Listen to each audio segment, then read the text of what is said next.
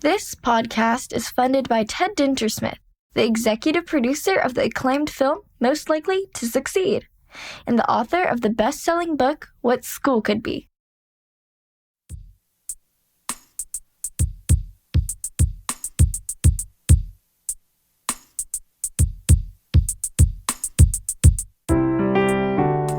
This is the What School Could Be podcast.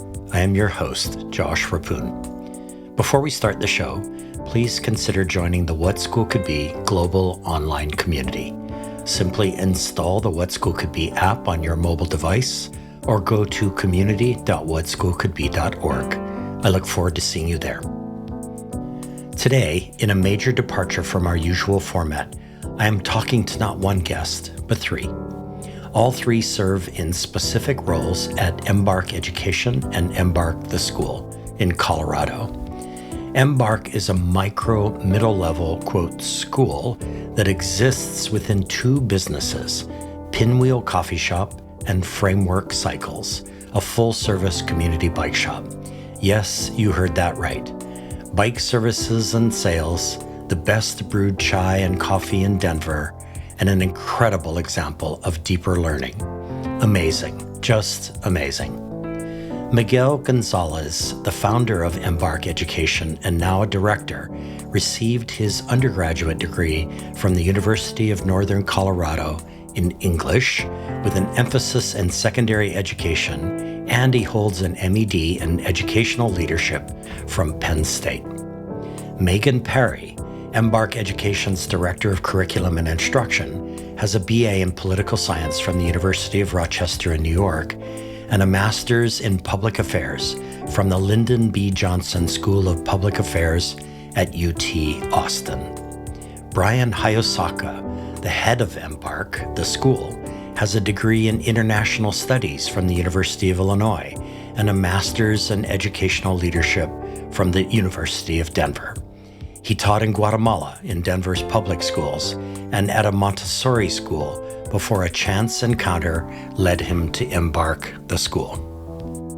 Jimmy McHugh, a new and treasured friend and colleague with Open Way Learning, has now joined Embark the school, and he said the following, and I quote, "When I first met Miguel and Meg, it was over Zoom during the beginning of the pandemic. We discussed this unique learning ecosystem called Embark for a podcast episode on, quote, revolutionary education, where students worked on projects that were authentically relevant, embedded within a cafe and bike shop, and integrated across disciplines. I didn't realize at the time that just 2 years later, I would join their team. Today, I still have the same sense of awe and admiration for what these two have created, given the radical trust that exists between both students and educators, along with the intentional and progressive push towards learner-centered, competency-based education. And it continues to grow through my relationship with Brian, head of school, who may be the most service-oriented, empathetic leader that I've ever had the opportunity to work with. His coaching and personal touches have pushed me to be the most present with students in joyful engagement while warmly demanding that our learners participate in rigorous tasks to build their quantitative reasoning and critical thinking skills. You are about to hear from trailblazers in middle school education, so enjoy the anti-gravitational pull of this conversation. Just like a trim tab on a ship, I hope this episode is the small change that creates the beneficial pivot in your journey, end quote. And now, here is my conversation with Miguel, Brian, and Megan.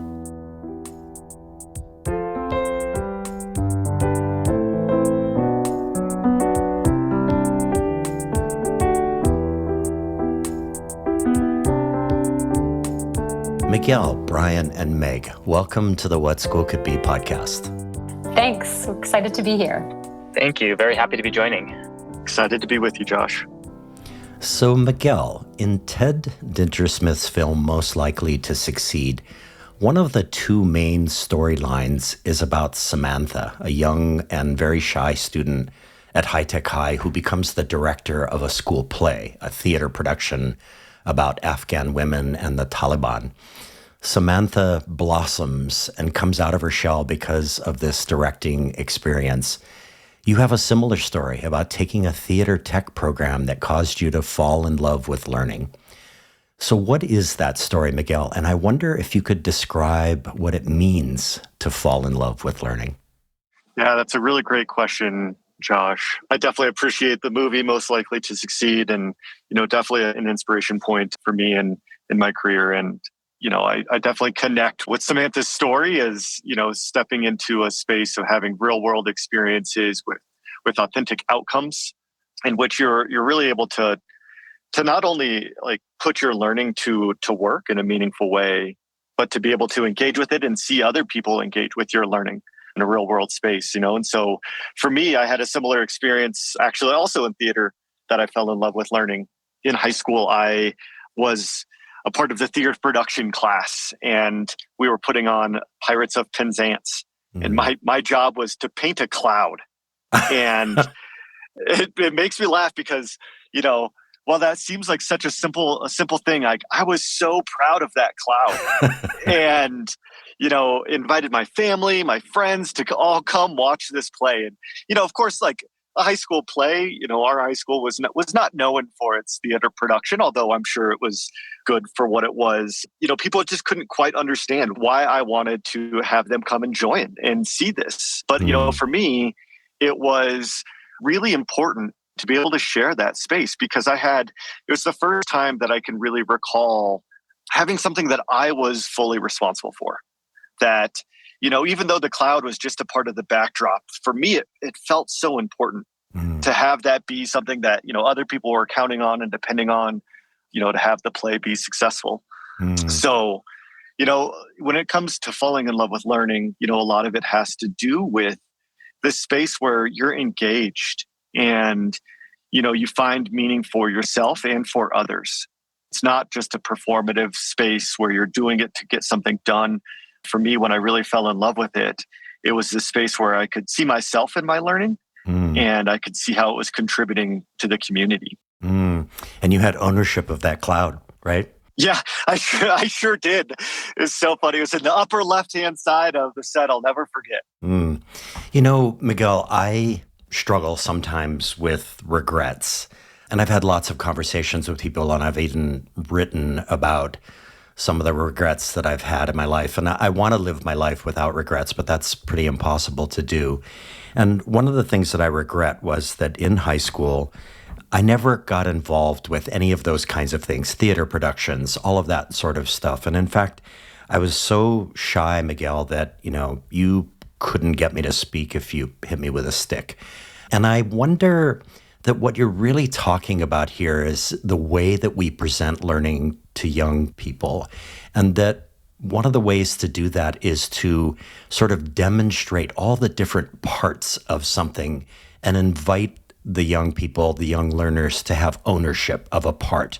And then they get drawn into the whole, if that makes sense. I mean, is that a fair statement?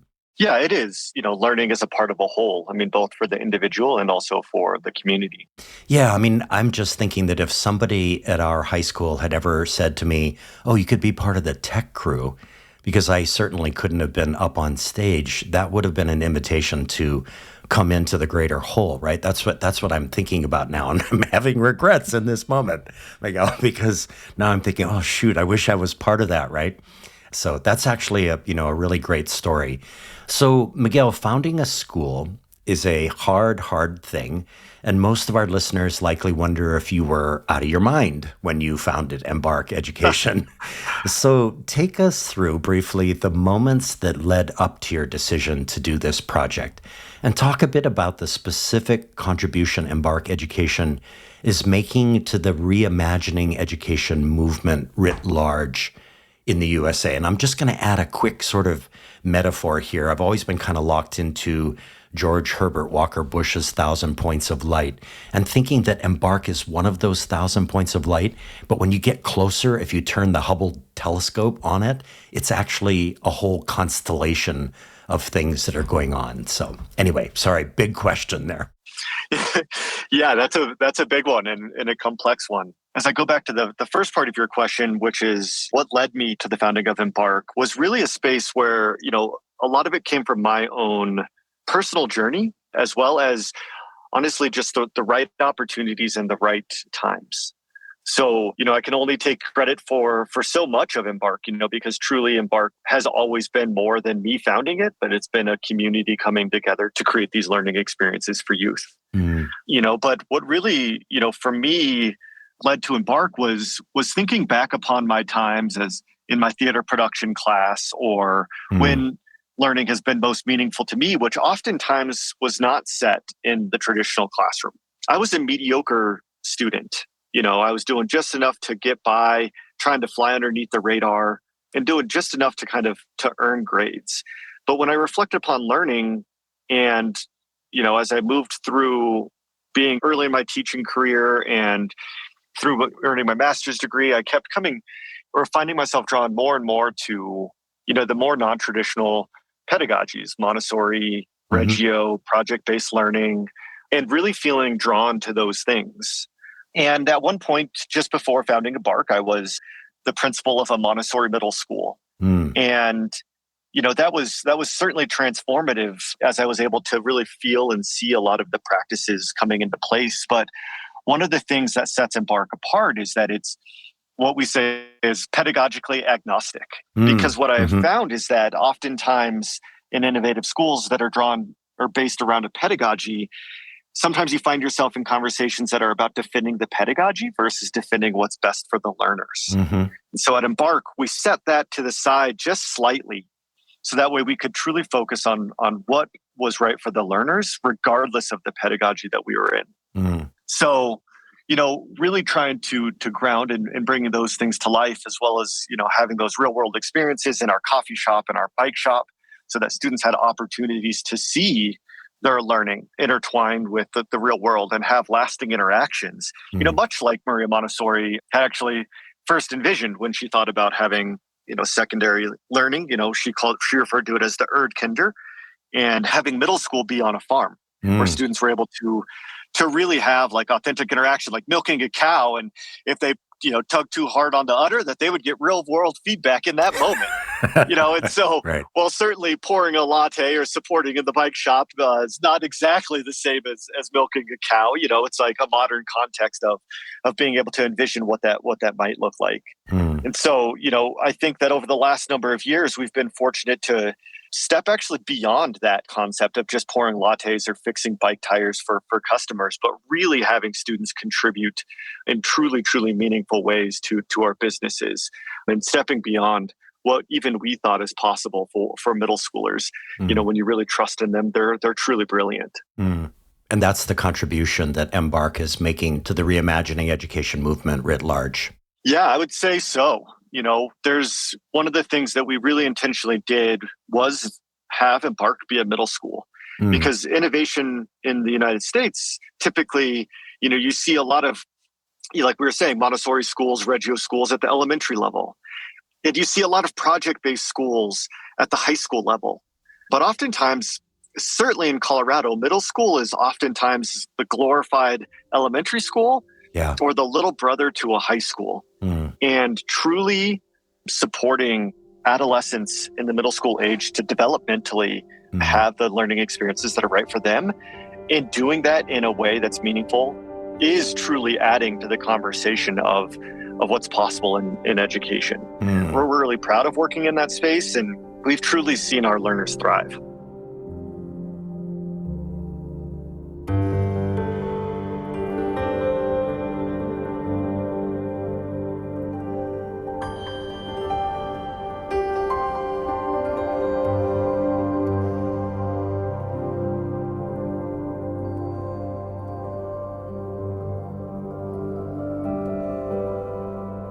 So, Miguel, that's a perfect segue to my next question. You were a Pahara Institute Fellow, and Pahara's mission is to strengthen and sustain values-driven leaders transforming education.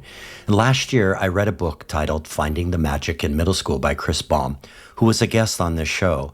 And Kim Smith at the Pahara Institute noted that Chris Baum's book breaks us free from the old narrative of adolescence.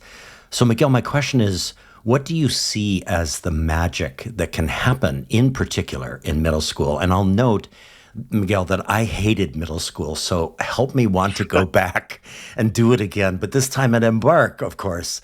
And FYI, I love making coffee and I love riding my bike long distances. So we have an entree there, you know. Yeah, I love that. And I think, what you said is you hated middle school, and how often that narrative is true is just truly unfortunate, because middle school is such a beautiful time of understanding, who you are and how you fit into the world. And that's what Embark is supporting adolescents to do, right? To really build experiences where they can safely be in community and try on different personalities, find their edges of what's possible for themselves and also what's acceptable within community. And, being able to do that in a way that, the students are really being able to both interact with themselves, but also interact with adults and those that are older is an important experience within, middle school. And so, for us, as we really think about how we support that magic to be true is really based in our concept of radical trust. We really trust that they are brilliant. And one of the things that we do is, we talk about how every student that enters into Embark already has our trust. It isn't earned. And that's a concept that, rather than a student having to set out and earn trust, which is the societal norm, especially in middle school, Right. To be able to just operate from the space of allowing them to make their mistakes and then not have consequences on the other side, but conversation and opportunity for learning. As students navigate and build their own schedules here at Embark, we don't have a master schedule that we have the same things happening every week. Our learners actually build their schedules every Monday in collaboration with the educators. And, we oftentimes hold conversations around, where do you need to be working in order to best support the learning that you're doing? Because they have choices to be able to move around from coffee shop to bike shop to learning spaces to, to outside. And oftentimes they need support and conversation in trying to understand those different things. And so it's breaking down some of those spaces and trusting that they can first make that decision on their own. And oftentimes they'll get it right. And many times they won't. And so there's these beautiful spaces of building relationship with them and being able to build that safe conversation versus, consequences to what we already expect as adults, because we've been through those learning phases. They haven't. So it's something really special that we've been able to do. I know that it's probably not exactly like this, Miguel, but I suspect that you and everybody else who both learns and works at Embark, that you all often have what I might call magic conversations. In other words, you've spotted something and you've said, wow, that was magic. Is that a fair statement? Does that happen a lot, given the fact that you are so committed to this radical trust and giving the students the opportunity to chart their own path forward in a kind of wayfinding sense? Is that a fair statement? Yeah, that's definitely a fair statement. We see those magic moments all the time. And, it's been one of those things where we've actually had to think about intentional practice to allow ourselves to sit in that magic. Yeah. Because it's such a common thing for us that sometimes we can take it for granted. Right. That's awesome. So slight shift in direction, Miguel, as a way for our listeners to understand at a much deeper level the concept of building teams, especially in education, using some sort of process of strengths assessment. Talk to me about Meg Perry and Brian Hayosaka, who serve as director and head of school, respectively. If we think of the Embark team as a group of people with diverse strengths, what are theirs, and how do they bring their strengths to the work of joyful and impactful learning? Oh, Josh. I mean, I would say that, as I opened with, Embark is nothing without others. And, Meg and Brian are two of the most talented educators that I've worked with.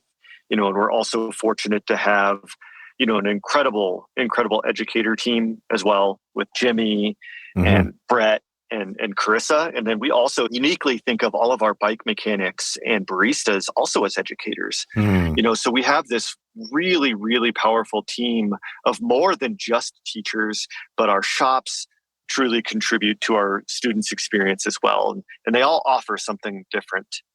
But as I think about Meg and Brian, who certainly this would not be what it is without their brilliance. Meg, when I very first spoke with Meg about joining the team at Embark, one of the things that will always sit with me is I was going over the vision and what we're hoping to do. And she paused me and she said, so it sounds like you're the strategy and I'm pretty sure that I'm the tactics. Oh, my. And boy, has that been true.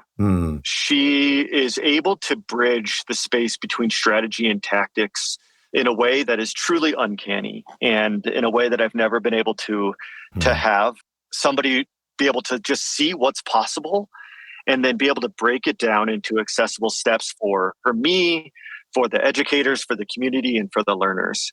So she's incredibly gifted in that.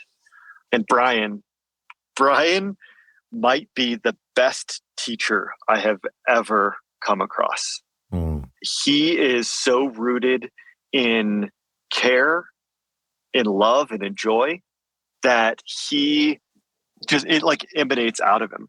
And so, Brian first joined Embark as our founding 6th grade educator, and he built one of the most powerful communities that I've ever witnessed. And it has been such a pleasure to have him step into our head of school role, in which he has just absolutely brought that same level of love and care to the entire school. And what makes Brian super unique in this space is that every moment of every day, he has not lost his space of being a teacher and an educator first, right? He leads through being a member of the team, not necessarily leading. He certainly leads. He does not lead from a space of like, I'm the boss. He leads in a space of care, of collaboration, of thought and wonder. And, so I'm so humbled to be on a team with the two of them as they truly push me to be better at what I do every single day. And they truly, I would say that every day they breathe more brilliance into what Embark is. And as you were saying, if you turn the Hubble telescope to what Embark is, it's as its own constellation. Yeah. I would say that Meg and Brian truly are what make up the sun of it. They are the two brightest stars that we would be lost without. So they guide the way. That's awesome, Miguel. And so I'm going to actually squeeze in one more question before we go to our first break. And it's kind of along the same lines because it's about someone else in your life. I often give the opportunity to guests to shout out to somebody, a giant upon whose shoulders they stand. So you shared with me that Greg McGillipin, and I hope I'm pronouncing his last name correctly, has been one of those giants in your life. So who is Greg, currently the head of school at a school in Puerto Rico? And in what ways did he bring an understanding of humility to your mind and heart? And how did he shape your journey, which means he indirectly shaped Embark Education, right? Yeah, he absolutely did. Yeah, Greg is absolutely a mentor to me. He's the person who truly helped support me to see my own brilliance and supported me to find my opportunities to step into leadership. And without him, Embark would not be real. And I don't know that I would be where I am in my journey and my career, both in education and as a human. But one of the things that has been really impactful and what I learned from Greg is the space to breathe within leadership and to truly pause and understand. His ability to essentially embody mindfulness within his leadership with care and intention is so powerful. And, one of the things that Greg always did when I worked with him is he always found the time to have conversation. And he would seek it out, but then quickly you would find yourself feeling like all he truly wanted to do was listen and that you were the most important thing to him in those moments. And he would balance that with every single person in the community. And, you know, all the teachers, others leaders, but also parents, students, maintenance, people who helped, in the cafeteria. He would find those moments to make and support everybody to be the most important people in the school community, because it actually takes all of us to create these experiences for youth and adolescents. And Greg truly embodied that in a way that I truly learned from and still aspire to work at the level of which Greg does. So I'm truly grateful. That's awesome, Miguel. And thank you. 1,000 points of light, right? I mean, that's what it is. And so, Miguel, thank you. I appreciate this section. We're going to have to leave behind the 15 other questions I wanted to ask you because there's not enough time today. But we'll talk to you again at the very end of the episode when we all come back together. So, hey, everyone, stay with us. We'll be right back with more from Embark Education. Hi, fellow educators. I'm Steve Shapiro, and like you, I'm excited about the possibilities of what school could be. Please check out my podcast, Experience Matters, where I talk to guests ranging from big national thinkers like Daniel Pink and Tony Wagner to recent high school graduates about the most profound learning experiences of their youth. Then we dig into the implications for how we can reshape schools to produce powerful breakthrough learning for all of our students. Education can take many forms, but whatever form it takes, experience matters. Hey there. Are you interested in hearing weekly conversations with authors, leaders, and practitioners at the forefront of learning and education innovation? Then you'll love the Getting Smart podcast. This podcast amplifies the incredible work being done by some of the most innovative minds in education. Learn new leadership styles, new technologies, new frameworks and mindsets, and get the fuel you need to stay motivated and curious. Together, we can empower all learners to thrive. It's available at gettingsmart.com or wherever you listen to podcasts. Hi, friends. This is Toy Hirschman from EntreEd. It is my great honor to uplift this excellent podcast, What School Could Be. As always, we are super excited to support innovation in education. We've been lucky enough to feature some of the incredible What School Could Be educators on our podcast. If you are looking to be inspired by entrepreneurs and entrepreneurial educators and other great minds from across the world, check out the EntreEd Talk podcast, and please like and subscribe and leave a review. Thanks for tuning in. Hey everyone, we are back with more about Embark Education and Embark the School, which believes in the innate potential that lies deeply within each and every one of us and is committed to creating learning experiences that provide youth and adults the space and time to flourish.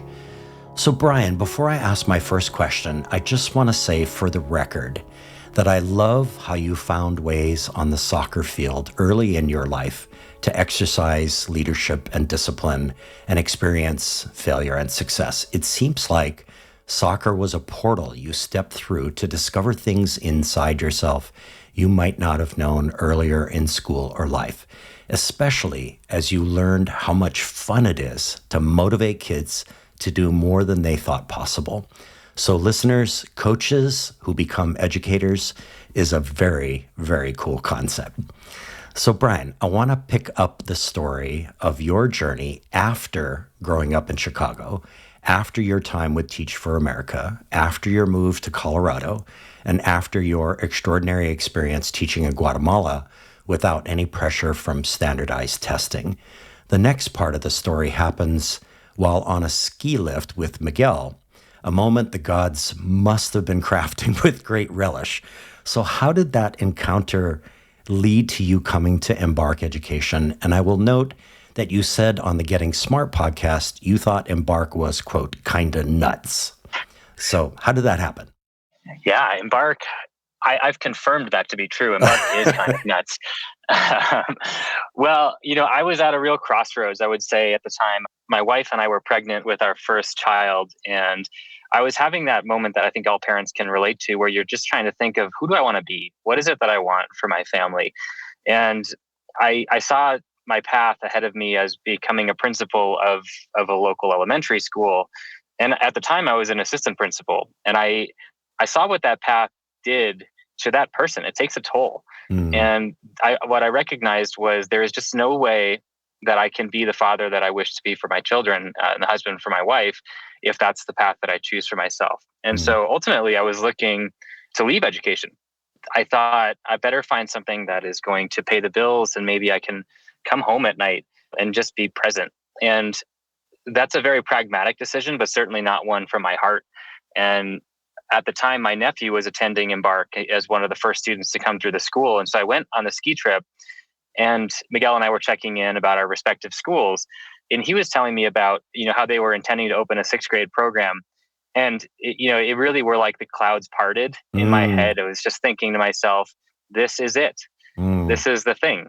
And I don't even know what he said next, because I probably wasn't listening anymore. I was already dreaming this brilliant dream. And when we left that ski trip, I called my wife and I told her, this is what's going to happen. I'm going to be the next sixth grade educator at Embark. And very few times in my life have I had such conviction about something to where I knew I was going to make that happen. And Miguel kind of just had to deal with it, because there was no way through hell or high water that I wasn't going to be claiming that position as my own.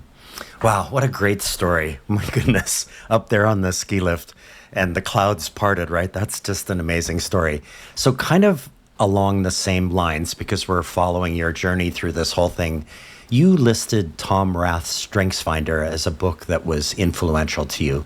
And in the book, Rath says, quote, "What great leaders have in common is that each truly knows his or her strengths and can call on the right strength at the right time."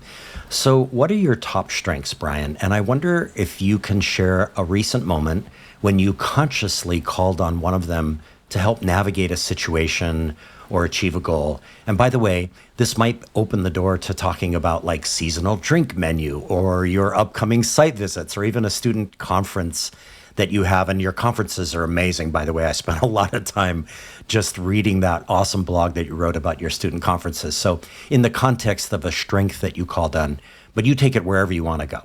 Sure. So we actually just use the Strengths Explorer, which is kind of a StrengthsFinder Lite that is geared specifically towards middle schoolers. And so I took it again just to see how it would show up. There's the same categories, but maybe slightly different names.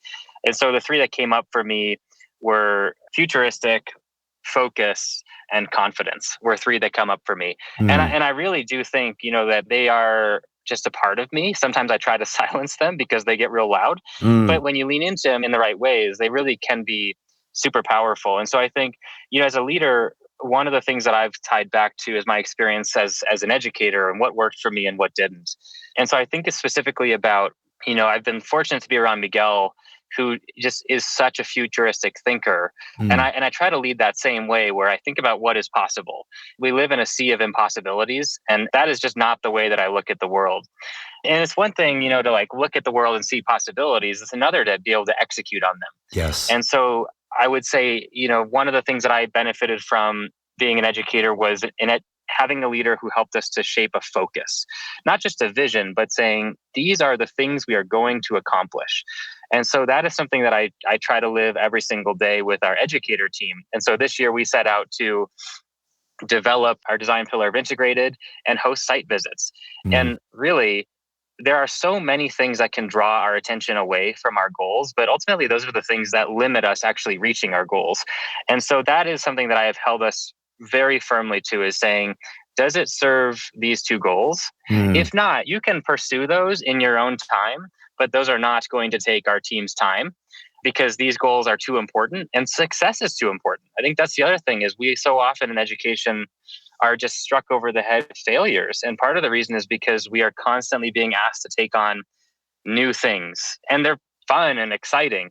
But as a leader, I try to be somebody who can really help the team to stay focused. And then the last piece, I think, is confidence, which is to say, when I set out to do something, I don't do it with the hope that it's going to work out. I do it with the conviction and the belief that it will happen. And that is definitely from my coaching background. But I think it's something that I believe emanates and just sort of like radiates off of me. And then to be around this team of people with incredible gifts, I look at it as a space of liberation for them to be their very best self. And I can get out of the way, because a lot of what I do is easy. It's like, say something futuristic, hold our focus, and then just believe. And then, I'm surrounded by these incredible people that make stuff happen. And so it's this confluence of talent. And so this week on Thursday and Friday, we are going to be hosting our first ever site visit, which is something we set out to do in June of last year. And of the 20 spots that we offered, 22 are taken. Wow. So, it's this prime example of just saying, we're going to do this thing. And here it is, it happening. And so I'm excited to be able to relish in the success that our team has made happen. That's so exciting, Brian. I'm actually in the middle of designing a 3-year leadership cohort here in Hawaii, where I'm based. And what we're really focused on are these R&D site visits. And these are not just learning walks. These are actually super focused moments when you have to do the work that's necessary to make a site visit really click for you. And on your side, I can imagine how incredible it must be to prepare for something like that, right? Is that what's that process like to prepare?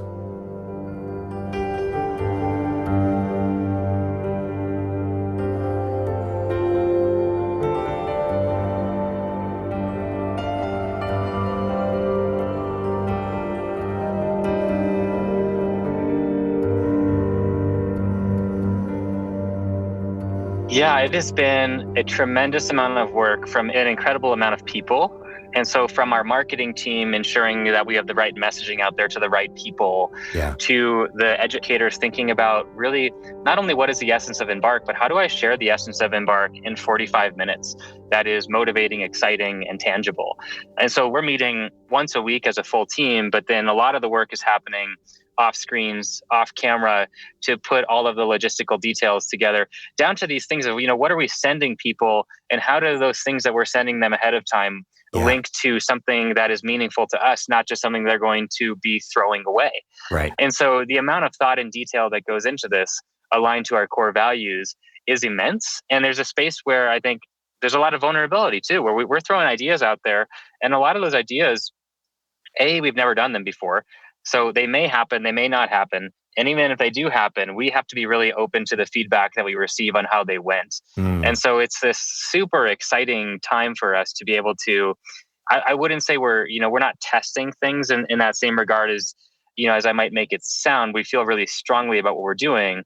And at the same time, this is the first step of a long journey ahead of us. That's super awesome. And I wish all of you the best of luck as this begins to unfold for you. And so, Brian, you and I share the same story, I think. We both dropped business majors and began tracking eventually towards education. And we both have a love of swimming, which has nourished my body and spirit for more than 40 years here in Hawaii. And by the way, how you handled the water temperatures in Lake Michigan is way beyond me. But given your background and pathway and your current position as head of school at Embark, the school, I want to ask you one of those big education policy questions. So setting aside pay, housing, and the long hours, how might we inspire more Americans to become teachers? What's the secret sauce in your mind for how we do that? I think that there's many answers to the question. One of them that comes back to me, though, right away is that we need to instill a culture where passion is welcome. And so if you think back to any educator that you had that you really valued, it was rarely about the content. It's usually about their passion for the content. And I think what I often see is because of so many competing factors, we are in a place where we have to do things in a certain way at a certain time for a certain reason. And it's rarely is it where we make this space for educators to just be passionate about their content, passionate about their classroom, the community they're creating. And I often think about with middle schoolers specifically, and I say this to incoming families all the time, if your child is happy, they'll learn. If they're unhappy, they're not going to be in a position to learn. I think the same thing is true for educators. If they are passionate, they're excited, they're fulfilled, they will be incredible educators. And once we start that tipping point to where it is no longer about passion, it's about results, I think we lose the essence of what makes educators great and what calls people to be educators. And so I think that for me, of course, there's so many other factors, but most people get into education based on passion. And most people leave education because they're no longer passionate about the way they see education and their role within it. So in that sort of 1,000 points of light idea that Miguel and I were talking about earlier, I think I understand you to say that the more we bring sort of passion and purpose to the front of learning, the more we're going to perhaps prompt young people to actually think about becoming educators, because they're just carrying on the coaching and guiding and mentoring and advising and sponsoring of that development of passion and purpose. Is that the way you see it? Yeah, that's absolutely right. I think we look up to people in certain fields for a variety of reasons. I think pay is among them, but kids don't want to be a professional athlete because of the money they make. They want to be a professional athlete because they're passionate about that endeavor. Right. Similarly, being a doctor, they see doctors as passionate about helping others. And I think that same thing can be said for educators as well. I can think back, as I'm sure all of us can, to one or two educators who just had that passion where you think, wow, if I could someday be like that educator, or gosh, I wish there were more educators who showed up like he or she did. That's awesome. Awesome. I'd actually never thought of it that way. So you've introduced a new concept, and that's something that I'll carry forward as I interview other educators in the weeks and months ahead, Brian. So we have time for just one more question before we go to our second break. Last year, I read a book called The Good Ancestor by Roman Krznaric. And it really, Brian, it just absolutely shifted my world completely, which books don't often do, but this one certainly did. And in it, the author describes a series of good ancestor questions and prompts that lead to deep conversations about breaking free from the epidemic of short-term thinking that the author thinks we're in. And I agree. And there's 6 of these questions and prompts, and they're huge, and they live at the 30,000-foot level. So you selected one of them to respond to today. So here goes. So the question is, do you, Brian, anticipate a future of civilizational breakdown or radical transformation or a different pathway? So what say you? Gosh, it's funny. I remember seeing that question and now I'm like, oh man, so many events have transpired since I selected that question. I am just somebody who is deeply hopeful. I am somebody who believes in people. I believe in the goodness of people. And I believe that systems are just based in the individuals who create them.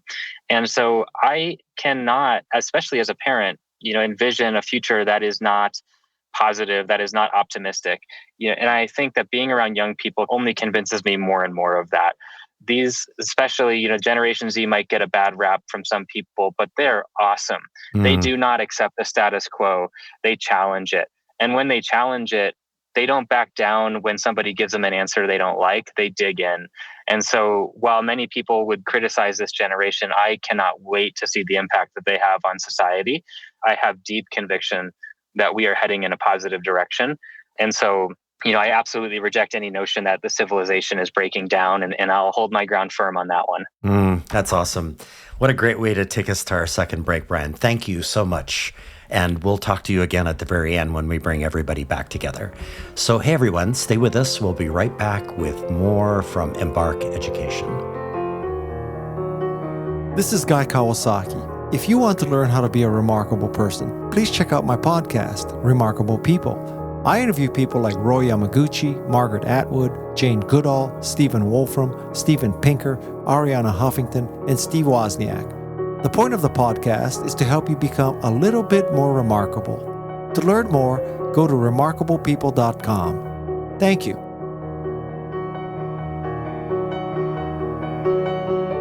Aloha, my name is Aaron Shorn, a previous guest on this very podcast. I am also now head of growth and community at Hawaii's own Unruler. Unruler is a collaborative mobile and web platform that accelerates innovation, grows culture and community, and celebrates learning. Learners post multimedia, tag their learning, and through comments are able to work together asynchronously. Each post is a moment of learning that forms the foundation of a joyous learning journey. We can be found at UNRULR.com. Mahalo.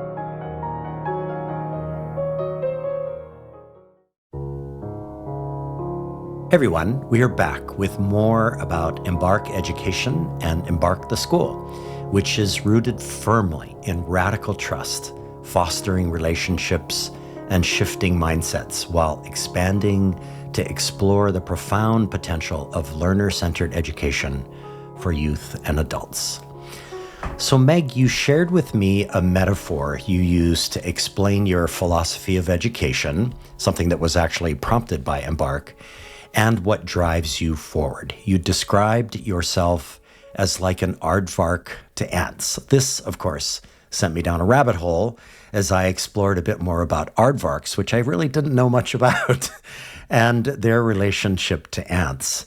But out of this metaphor comes your beliefs about what schools are and what they are for and who they serve.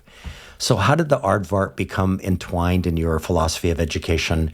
And what do our listeners need to know about how your approach to teaching and learning is evolving? Oh man, the aardvark is kind of an Embark joke. Because in a way I'm like, wait, which is the Embark and which is the anteater? Anyway, yeah, the aardvark never really was a formal part of my education philosophy, except insofar needing to make the metaphor. I have had the good fortune to have a career that I stumbled into a constructivist education program as an undergrad and didn't know what I didn't know about what that was. And that really set me on a path of an entire career where, you know, sometimes I feel like it's a winding path and you get to a place and you're like, oh, that makes sense. In a lot of ways, I feel like mine was like the next thing led to the next thing, led to the next thing. And now here at Embark, but, you know, I got that start of like learning in context, you know, in community and for a purpose is why. And as an educator coming through, I spent a lot of years in the New Tech Network, and that was really revolutionary in my thinking about teaching and learning. But what's been really exciting, so in that New Tech space and in spaces after that around project-based learning and really getting into like, what does good project-based design look like? And thinking about like, what are the design principles that make a quality project? And then also spent time thinking about like, what are the mindsets? What are the like sort of the teacher moves that make projects high quality projects? And what's been really interesting for me in coming to Embark was I had this sort of project-based learning, deeper learning orientation for a number of years, very much steeped in that as a practitioner, as a coach, in support of school and district leaders. And what was really fascinating, what's been really, I think, great, and what I've loved about coming to Embark was this subtle shift, as Miguel talked about in the beginning, around like being pedagogically agnostic was a really interesting shift, or thinking about like, what is the nuanced difference between deeper learning versus learner-centered, which is how we would talk about what we do at Embark. And it's really that, exactly how he said, it's sort of bringing all of your tools to the table. You know, there's nothing that we don't do here. We definitely orient ourselves around projects, but we don't follow a particular design model per se. And there's no space in which direct learning is not an answer. You know, direct instruction is not an answer in our toolbox. But that nuanced difference between, you know, we can ask all the same questions in education around that we need to answer around curriculum and instruction and assessment and facilities and et cetera, et cetera. But it's been really exciting to think about the nuanced shift from school as the center of those questions and the learner as the center of those questions, still asking all the same questions. We now have an opportunity to answer them in a different way that allows us to bring all of sort of resources and knowledge we have to the table, but in service of individuals and their learning. So Meg, that's a perfect segue to my next question. You know, the heart of this podcast is the stories guests tell about their work and the impact that they have on either young learners or colleagues in education. And one story in particular, which I read about at a site you directed me to, is about a teacher named Josh, who was working with fellow 9th and 10th grade educators to implement integrated humanities classes. And I see this story as absolutely crucial to our listeners knowing you, Meg. So briefly, what is Josh's story and why was his story so important to you? You shared it in a job application to Embark Learning. So the interesting thing about the school that Josh was at is that it was a traditional comprehensive high school that was recognizing that it wasn't serving its learners in the way that they needed and wanted. And so took on the process of transformation over a number of years. And I was able to join in that work. Like, the decision had been made to do this and plans were in place and they were getting into the meat of it, like, you know, moving from standalone classes into these integrated classes. And it was that first year of like, really, okay, we're going to go in and try it. And so I was part of the process of helping to figure out like, what are the structures and systems to support educators to be successful in this space. And so I was a coach around, you know, curriculum instruction, was joining regular meetings on their team meetings because there were 2 9th and 10th grade teams. So they had a common planning period and they got together on a regular basis to talk about what was happening in their classes. And it was just like creating this space for like, they were, you know, to Brian's point about like wanting success and needing to feel success. It's like, what do we do to keep this? This is really hard work, but how can we continue to try things and like know that we're in a space of learning? And that failure is part of learning, you know, failure, quote unquote, right? Just because something doesn't work out doesn't mean that it wasn't a really good thing to have tried for all the learning that came of it. And so I convinced him to try something in his classroom and running, like sort of passing each other in the hall. And I wasn't sure he was going to do it. You know, he was sort of like, oh, I hear what you're saying, you know, but this, but that, you know, the way that we all are like, can be reluctant and scared to try new things. And one day he was running past me in the hall and he was like, hey, I tried that thing. It went terrible. And so anyway, but in a serious, but also sort of joking way. And when the next time they met, I was like, hey, Josh, like, let's hear about what you tried and how you think it went. And we were able to have that conversation as a team and really understand what worked and what didn't work about that so that it was transparent to everybody. Like we're all trying things. Sometimes they don't go well. And we're able to learn together about what to do differently or, you know, what to tweak or what to scrap if, you know, if something didn't really work out. And so it was like a moment on the journey of this team of educators of learning to shift their practice. And I continue to be grateful for all of those folks. It was the humanities teachers, English and social studies teachers at 9, 10, and 11 that were sort of stepping into that space first for that school and really being the ones to, you know, step into that journey and like where the rubber meets the road kind of way. Right. So while you were at Next Plus Gen, a school in New Mexico, you team taught with someone named Kevin. And the experience seemed pretty magical. And Meg, I also team taught twice, in fact, and it was absolutely the best year of my life as an educator. So I know this is kind of come out of the blue. Our listeners want to know, Meg, what is the cost of a burger and fries? Yeah, that's a really great question. Next Gen is a new tech school in Albuquerque, and I got connected with that school because I was at a new tech school in Austin. And our coach, whose name is Kevin Gant, he helped found the school in Albuquerque. And they had a really small senior class. There were 30 seniors. And in order to make that doable, they were like, well, what if we had a dual certified math science teacher? And what if we had a dual certified English social studies teacher? And we basically like ran kindergarten for 17-year-olds. And so that's what we did. And I'm a social studies teacher by training, but I got certified in English so that I could take this job because Kevin is a dear friend of mine, an inspirational PBL educator who was instrumental in my developing my understanding of project-based learning as a practitioner and as as a pedagogical approach. And so we approached that senior year, that group of seniors, very much the way we do at Embark, actually, around learning experiences. So we didn't have math class, science class, social studies. We had a fully integrated senior year, which is how we approach learning at Embark, around 6-week learning cycles based on projects in the shops.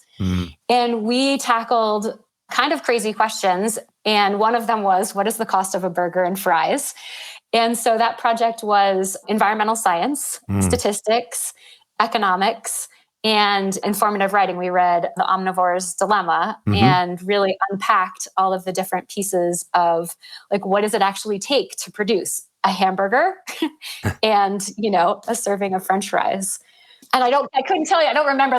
They came up with so many different answers to that question that just sort of blew all of our minds. And I think what's just so magical about this is that, it seems like a small question, it might be, $2.50. But really, when you dig into it the way that you did, and with Kevin and with these students, that it turns out that the cost is huge, absolutely huge.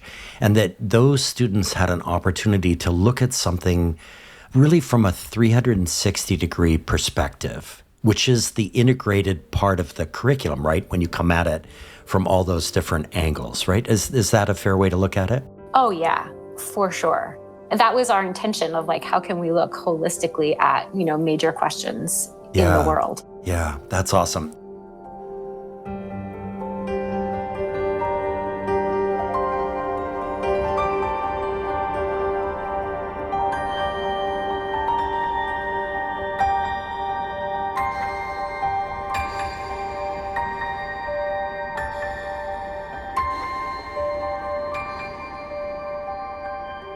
So Meg, in another letter of rec, one of your colleagues, someone named Maggie, referenced a project you did that she really admired.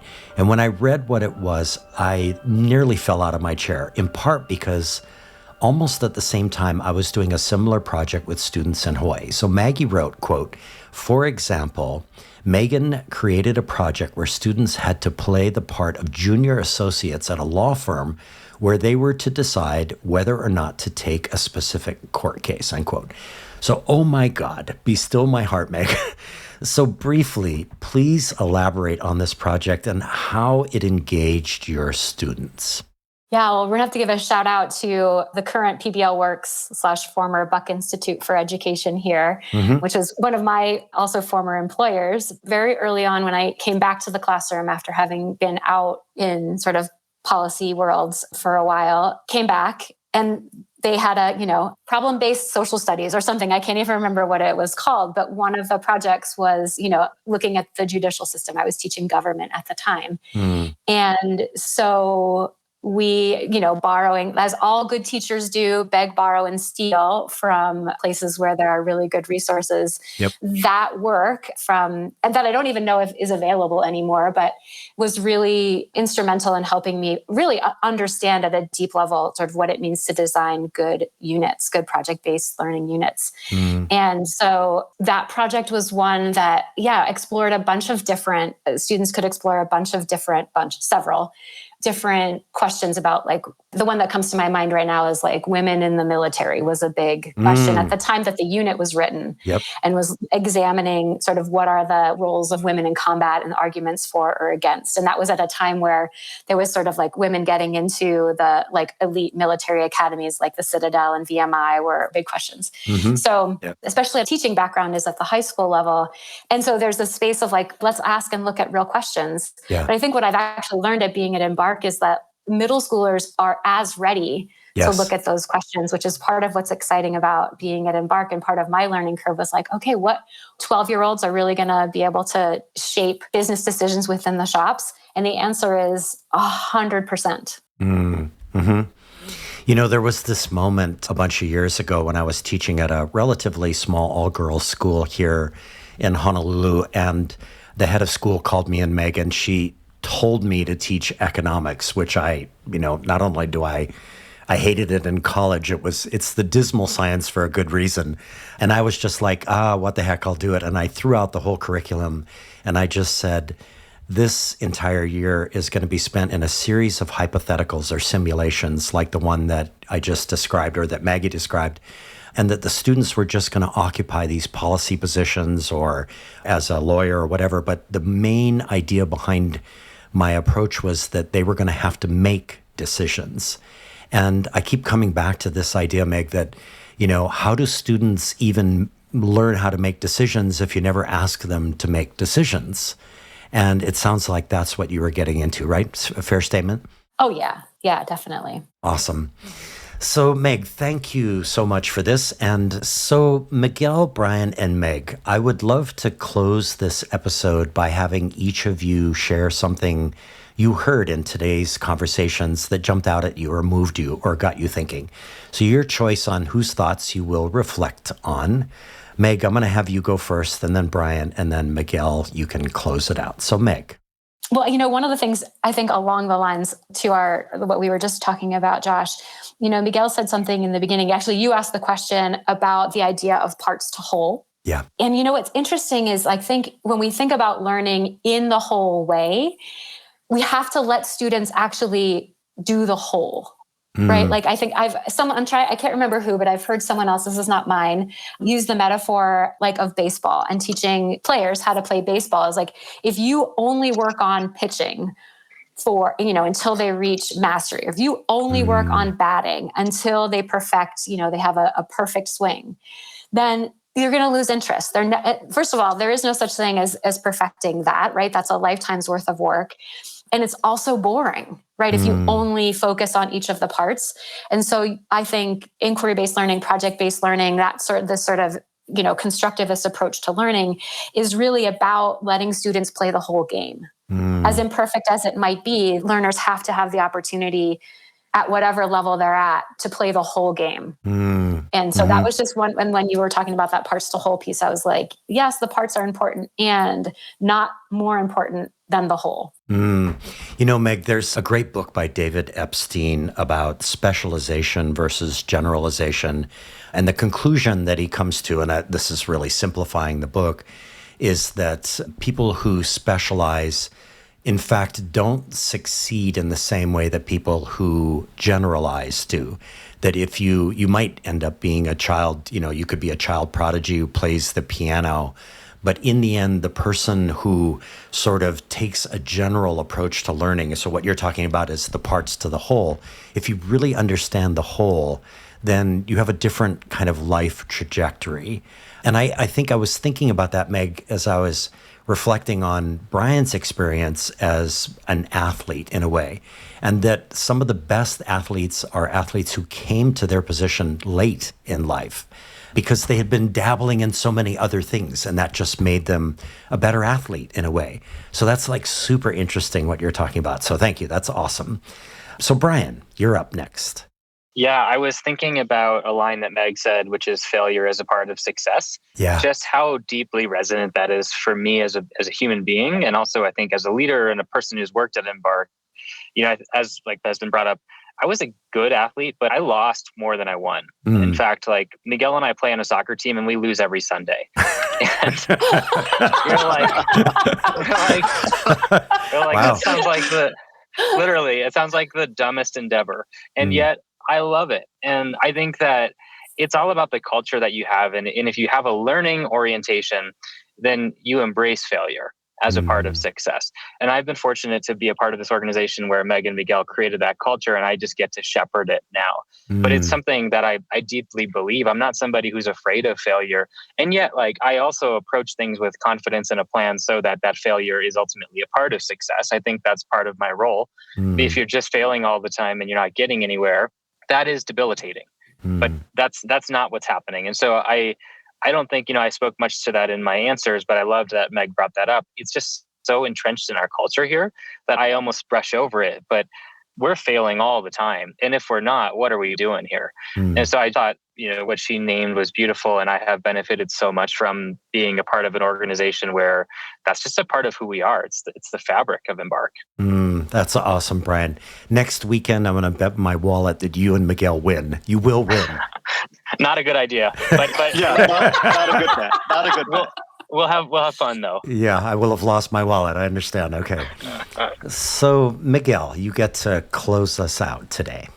Yeah, thank you, Josh. It is truly hard to pull upon just one area of the conversation as it was so rich. But the thing that continues to be resonant with me is the part of the conversation where you and Meg were talking about curriculum and asking authentic questions. And what really is resonant with me in that is that we're not only asking authentic questions at Embark, we also have the authentic answers in which the students are the ones answering it like in whispers and yelling it from the rooftops. And their ability to truly make difference for themselves and for these two small businesses, our bike shop and our coffee shop, is truly meaningful. And one of the things that really was underneath that for me is one of the things we talk about at Embark is being good stewards of our resources and, really thinking through knowledge as a resource and that it's not ours to hold, but ours to steward and to be able to support our learners and our community to also just embrace and steward that resource further, beyond their time here in middle school, high school, and what's ahead for them. Miguel, that's awesome. In the 2 weeks that I spent preparing for today's conversation, it's tempting, Miguel, to say that it's remarkable how much stewardship jumps off the page when you're studying not only U3, but just Embark education and Embark the school writ large. But in fact, it's not remarkable because it's actually embedded in your DNA. It's there. It's part of who you are and what you all do together, you older and younger learners together. It really jumped out at me as I was going through. It's like, wow, there's just so much stewardship involved in that. And I think that's what gives me so much hope for education writ large in the United States, is that these 1,000 points of light, so many of them are focused on that idea, Miguel, of stewardship. And I think that's what we're going to need to avoid, the civilizational breakdown that Brian does not think is going to happen, right? That's the hope that we need. And I wonder if that's the way you see it as well. Yeah, it absolutely is. I mean, I see it as I don't see it as a breakdown, but what I do see it as is that we're not preparing students for high school. Yeah. We're preparing students for who they are now, which will in turn prepare them for what's ahead. Yeah, absolutely. That's awesome. So Meg, Miguel, and Brian, thank you for taking the time to be on the show today. You folks are epic and amazing, and we at What School Could Be wish you an awesome rest of 2023. And most especially, I'm so excited for your site visit coming up. I hope it goes really well. I hope on both sides of that equation, the visitors and you gain a tremendous amount from that. So thank you for being on the show today. Thank you, Josh. Thank you.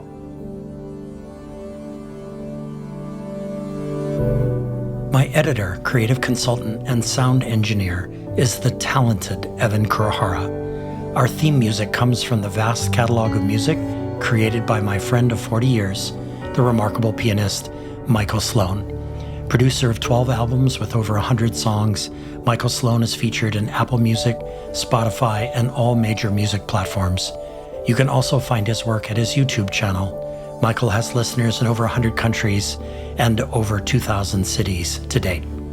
Support these episodes with remarkable, innovative, and imaginative educators and education leaders by giving us your own rating and writing us a review at your favorite podcast store. The series is underwritten by education change agent Ted Dintersmith, the executive producer of the acclaimed documentary film Most Likely to Succeed, and the author of the best-selling book, What School Could Be. Please join the What School Could Be global online community by going to community.whatschoolcouldbe.org or by downloading the What School Could Be app from your favorite app store. The What School Could Be podcast is brought to you by Josh Rapoon Productions. Send your feedback to josh@whatschoolcouldbe.org. Also, follow the show on Twitter at WSCB Podcast. Listeners, the most important thing you can do in these uncertain times is to bring kindness and compassion into the world. We need a surplus of both right now. Until the next episode, ahui ho and take care.